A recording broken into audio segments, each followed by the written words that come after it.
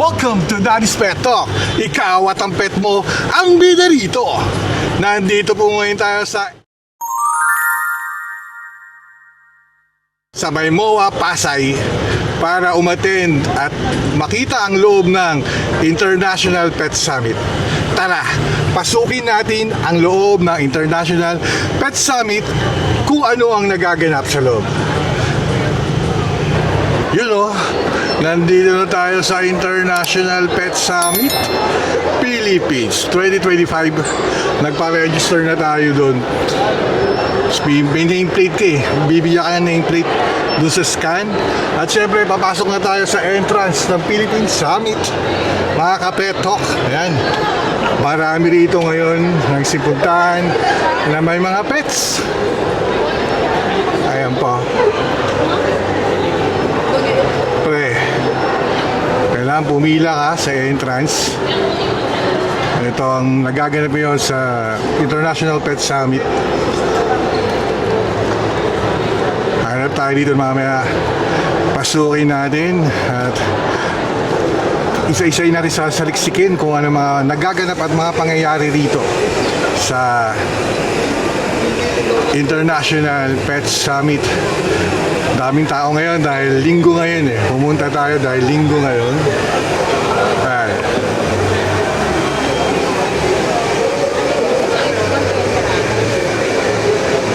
Dito, entrance dito papasok. Pakita mo yung nameplate mo. Thank you po. Yan, siyempre scan ka agad. Pasok tayo. Unang makikita mo mga goodies. Yan, ito tayo. Nasa loob na tayo ng Pet Summit. Tingnan nyo kung gaano karami ang tao ngayon dito. Siyempre, si Daddy Wax, ang ginagawa ko, kanan sa kanan ng lakad. Okay, kanan muna tayo para maikot natin na lahat.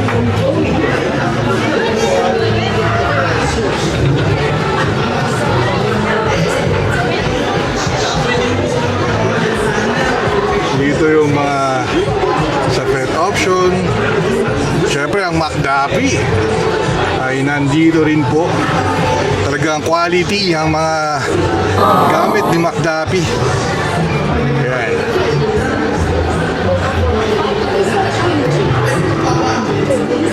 Siyempre may palaro rito ang Majesty. Ito, nagpapalaro sila. Ito yung mangyayari dyan. May mga fries to. May mga kanya-kanyang pakuluto mga to na nandito. Ang daming pila oh. Ayan oh. Ito.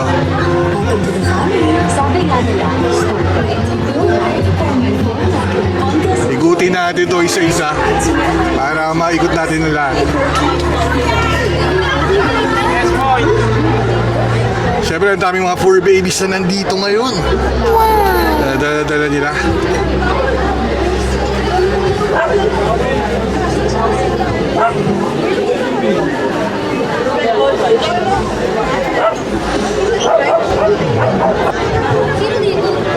Igutin natin ito kung ano mga pangyayari. Siyempre may mga dala-dala sila mga pets dito. Mga cute na mga pets. Ayun o. Hi! Yun o. Ang cute ng mga pets ha. Hi po. Ikot muna tayo bago natin mag-interview tayo sa mga nandito. Siyempre dito yung Pinoy Dog Whisperer. Yung pwesto niya. Si Idol, the Pinoy Dog Whisperer. Dito yung nakapwesto. Pagpasok mo, kanan lang. Ayan ang ating idol, the Pinoy Dog Whisperer. Boss dito.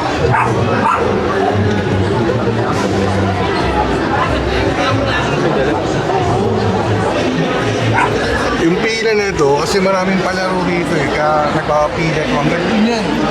Talagang pag maganda ang giveaways mo dito, talagang pipilaan ka rito mga kapetok. Tingnan mo yung mga poor babies natin na yan. Nakaporma ba? Yan oh. Ang daming, syempre, dala nyo na yung 4 babies dito. Pet Summit doon. Ano bang gagawin dito kundi dalhin nila ang kanilang mga pets dito. Diba? Ito po. Ito may free vaccination ng sa rabies, syempre. Yan. Kumpleto. Kung wala kang vaccine dito, kumpleto ito eh. Kailangan maikot natin lahat para at least makita natin kung ano mga nagaganap at mga nangyayari rito.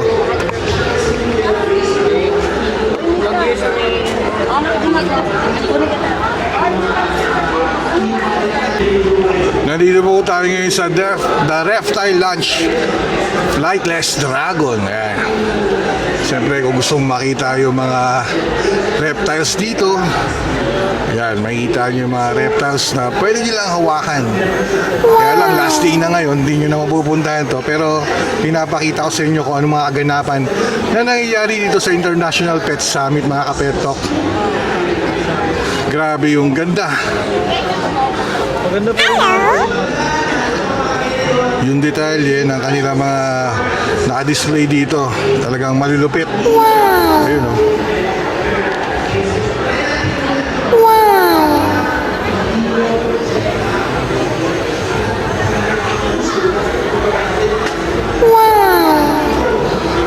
Siyempre, paborito natin tortoise nandito. Diba? Ayun o.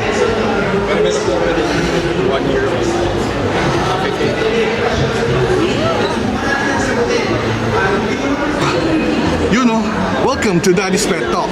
Ikaw at ang pet mo, ang bida dito. Siyempre, nandito si Sir. Sir, pwede mo bang ipakilala ang iyong sarili at siyempre introduce kung anong meron dito, Sir, sa booth nyo? Hi, ako po si Jude.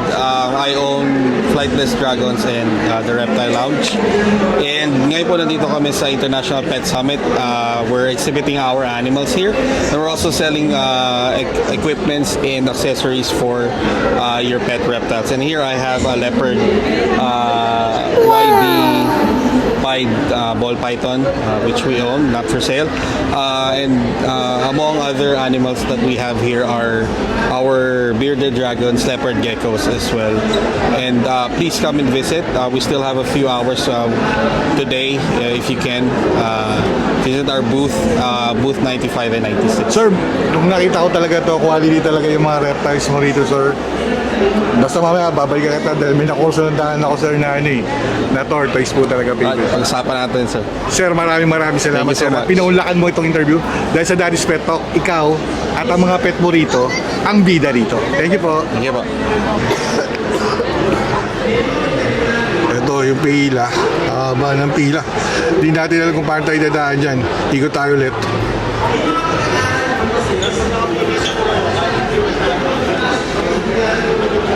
Ito. Ang iguana na yan. Yun, oh. Siyempre, ang ating paboritong tortoise. Yan, oh. Marami silang display, eh. Amazing! Yan, siyempre dito yung The Reptile Lounge. Yan, sa booth 97. Tara, ikot tayo ulit. Ito yung Sugar Glade na nandito. Hindi tayo masyado makapwesto eh kasi maraming tao talaga. Yes po, sir. Ito po, sugar glider. Ayun, oh. Sir. Ooh, so Yun, oh. Tape na po yan. Ma'am, pwede mo bang i-present sa ating mga Pet Talk, sa Daddy's Pet Talk, kung anong meron dito sa booth nyo, sa Gliders Inc. Ito. Meron po kami mga sugar glider dito. Ayan po, tame. Ringtail mosaic po. Meron din po kami mga cats. Bengal Munchkin and British Munchkin po. Yan. Yes po. Marami po tayong klase ng sugar glider. To classic gray hanggang cremino po meron po. Yun, oh. Yes po. Kasi last day na ngayon. Yes po. Last day po nakasale na po kami. Sana sa susunod, magkita-kita pa ulit tayo. Ako po, sir. Kasi Nandito ngayon pa na rin po nakapunta si kami. Daddy's Pet para mag-vlog. Yes po, sir. Ma'am, ang cute ng sugar glider mo po. Yes, ma. Yes, sir. Ano rin po yan, tame na po. Pwede na pong hawak-hawakan. Pwede niyo po hawakan, sir. Yun, oh. Yes po. Hindi po yan na... Ano kinakain yan? Para alam ng mga kapet Ano po, natin. kinakain po nito is fruits and veggies po. Source of protein naman po, super worm and mealworm po. Yes po. Domesticated na po yan. Bali na breed na rin po dito. Complete papers na rin po yan kapag binili po. Ayan, Parang ganyan. masarap maglagay sa pet shop nito ha. Yes po. Kapag may bulsa ka, pwede na yan sa bulsa mo. Hindi na yan lalabas. Ayan, ganyan na lang yan. Ayun po. Thank you po. Oh, thank you ma'am. Thank you po. Daddy's Pet Talk. Thank you po. Thank you po. Nandito naman tayo sa The Big Fish. Yan o, The Big Fish. Talagang malupit rin to. Quality rin yung mga binibenta nila dito. Ayan o. Ganda. Samahan niyo na Ng mga tortoise na nandito. or try niyo naman red food para maiba naman.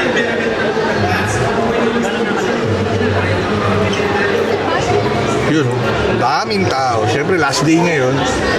Pakita ko sa inyo. Yung daming tao ngayon.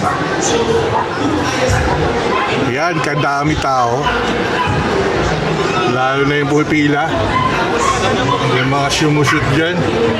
O yun o, siyempre may palaro dyan. Ayan o. Yun o. Ito, siyempre kanya-kanya yung ABC Premium ano. Ganyan yung mga ginagawa nila.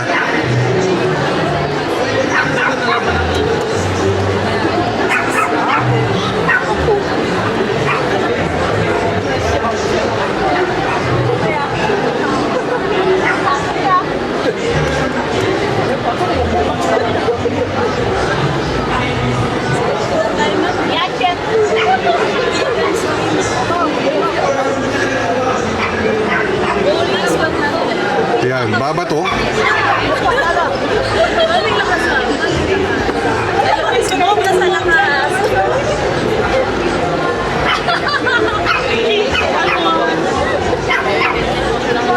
Yun. Kanyang karami. Yung tao ito. At syempre ang Monelo, andito. Ang Betmate. Ito yung mga makikita mo dito. Siyempre kasama yung mga pets nila.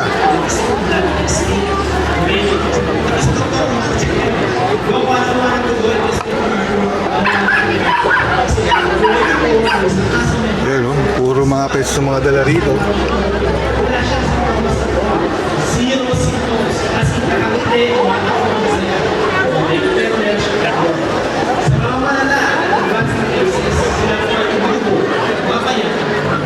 So, pinaka number one ay yung pagbuo. Kasi nga po, baga ang nagsisira. So, dinamo siya hardcore, pero kadalasan Dito dami rin tao nakapila. Hindi ko alam kung anong palaro dito. Yun o.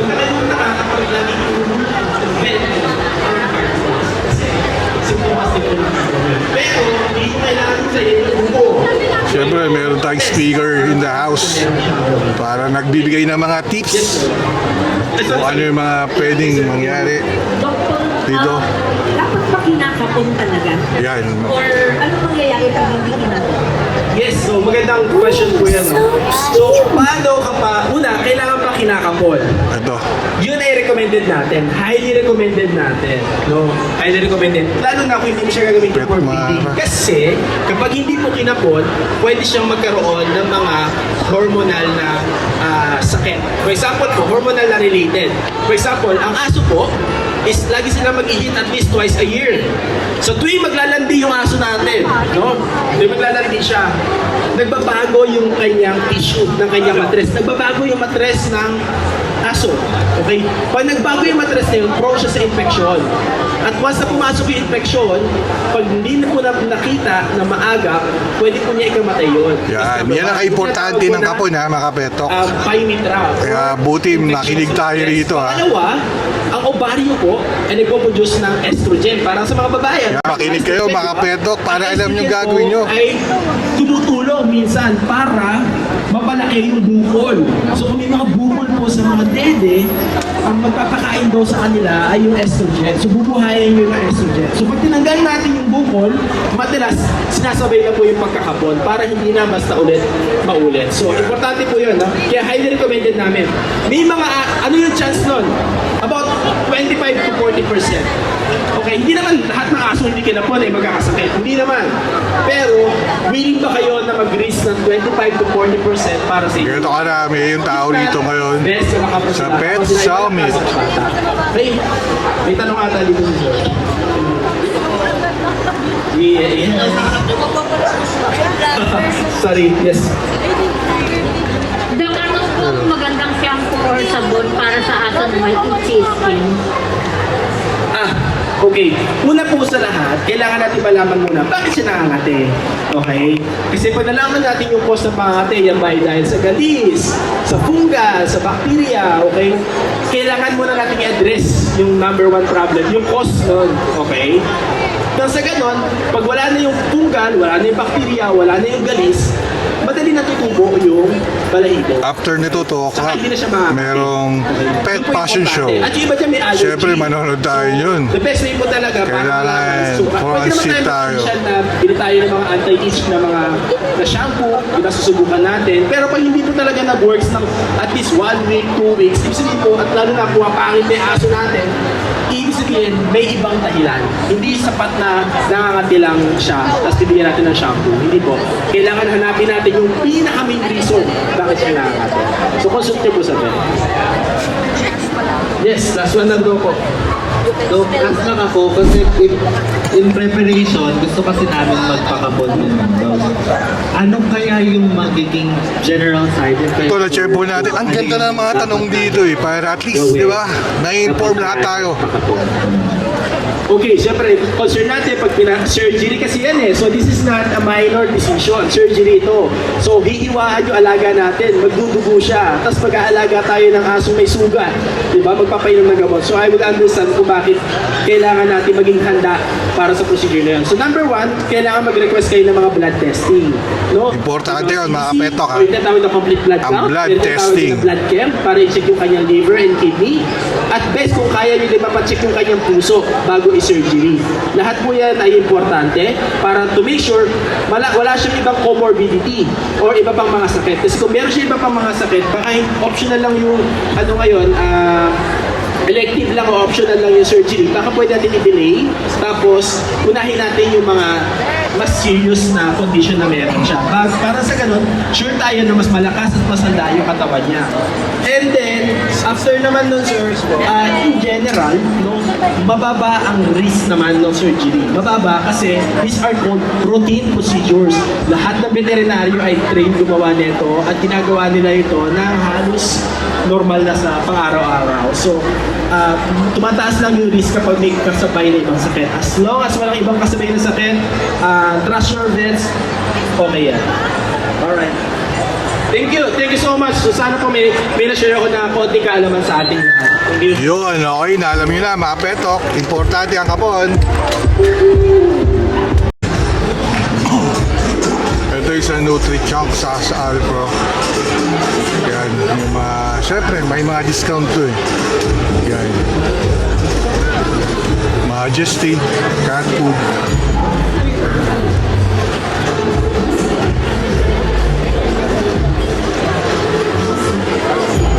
Basta pagkain ng pets, Petopia. Yun o, Betmate.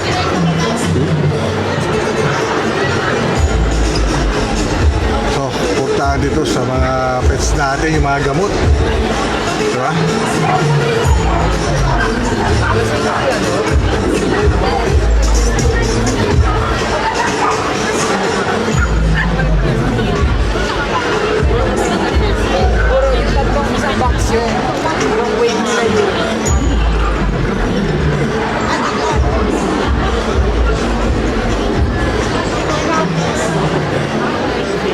Survey na sa Yun o, Monelo.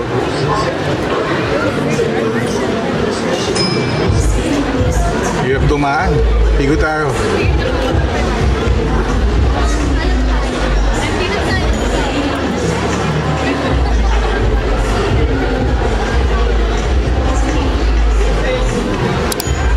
Ito. Gladiator. Yun o. Ganda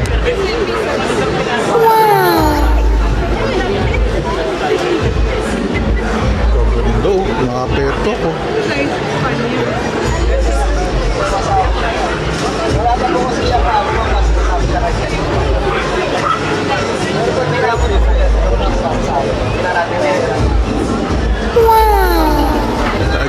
quality. Ito raw yung dad nila. Tinuturo ang kanilang dad. Yan, oh.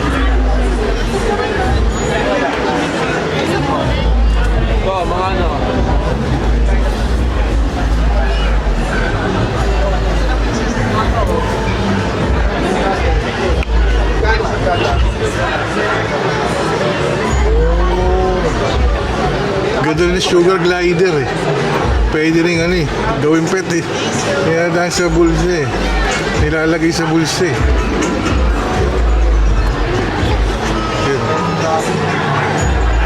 Excuse me po.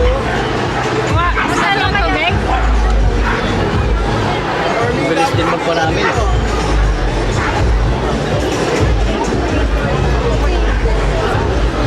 Ito, mga accessories na mga pets na nandito, kompleto, mga hamsters, yung mga kompleto accessories nandito, mga pagpag na, oh, ang dami.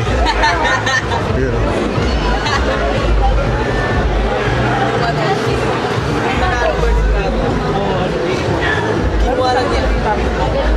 Yun, oh.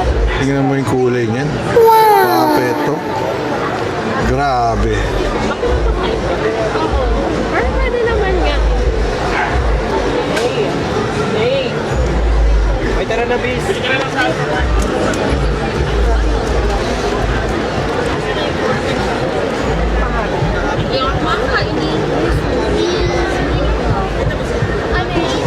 Yun, oh. Yung bird eye Rex Satin hamster. Siyempre, nandito. Gaganda. Yun, oh. Hi! Oh, so cute. Yun, oh.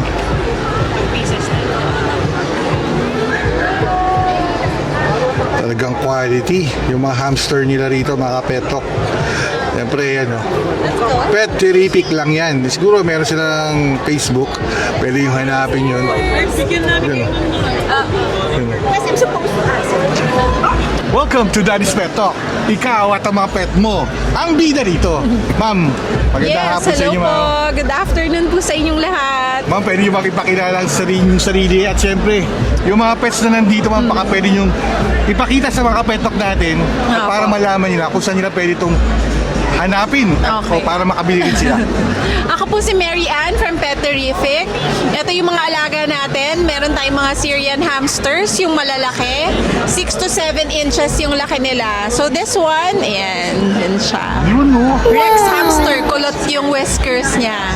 Yung mga kapetok natin yan na pupunta sa pet shop namin na wala namang binibenta hamster, puntahan nyo kaagad yung Pet Terrific. Yes. And then, ito naman, yung mga Campbell's Dwarf Hamsters natin. For the Campbell's Dwarf Hamsters, ayan, ito yung mga Campbell's Dwarf Hamsters natin. Mababait na to, mga tamed na, pwedeng-pwede ng hawakan. Yun, ang cute to. And then, ito yung rare mutation ng Campbell's, yung big-eyed. Yan. Malalaki yung mata nila. Ayan. Very tamed. Ayan. Tapos ito naman yung isang breed ng dwarf hamster, yung tinatawag nating winter white. Yun, oh, winter white yan, ha? This one is a pudding line. Yan. Kaya, ano siya, very chubby. Yan. We also have Syrian hamsters na long-haired. Yung nasa baba naman, mga short-haired. Yun.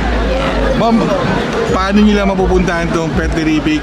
Baka pwede nyo i-shoutout yung page nyo or kung anong location nyo po, ma'am? Yes. At the moment, yung Pet Terrific, nandito kami sa International Pet Summit sa SMX Convention Center. But our shop is located sa Marikina po, ng Marikina. Pet Terrific. Yan. Pwede niyo po kaming i-visit doon. And we have page namin sa Facebook. You can follow us. Ito, Pet Terrific. Ma'am, maraming salamat. Thank you so much. Ikaw si Daddy Wax and Daddy's Pet Talk. Ikaw at ang pet mo, ang bida rito. Welcome to Daddy's Pet Talk. Ikaw at ang pet mo, ang bida rito. Nandito ngayon po tayo sa Nabi-Labing Hobby. Siyempre, dito sa Sir. Sir, pwede mo bang ipakilala ang iyong sarili sa ating mga petok at siyempre, yung mga pet mo na nandito.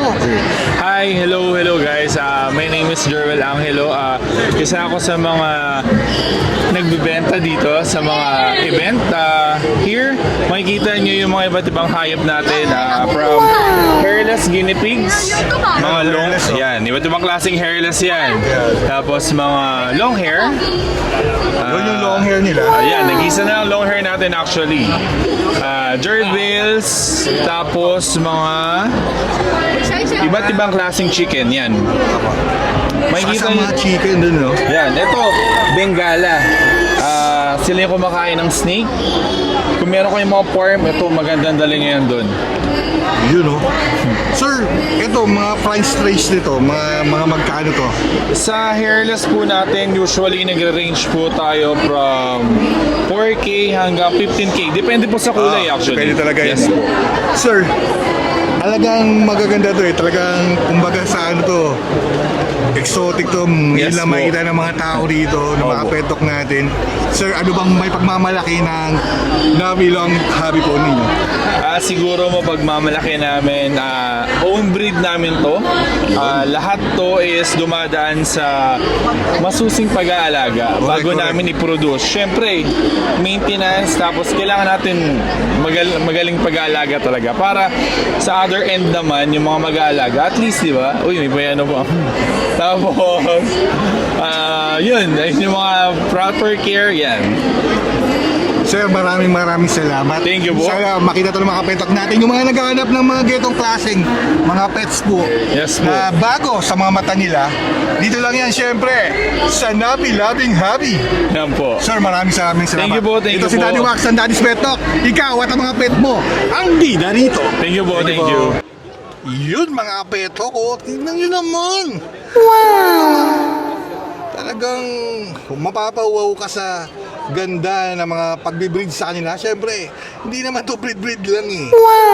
Inaalagaan to ng maigi para maging maganda yung kalalabasan ng mga ibibreed nila. Siyempre, quality. Yan, oh. Dito lang yan, siyempre, sa International Pet Summit. Dami yan, oh. Siyempre, daming tao rito. Ayan, oh.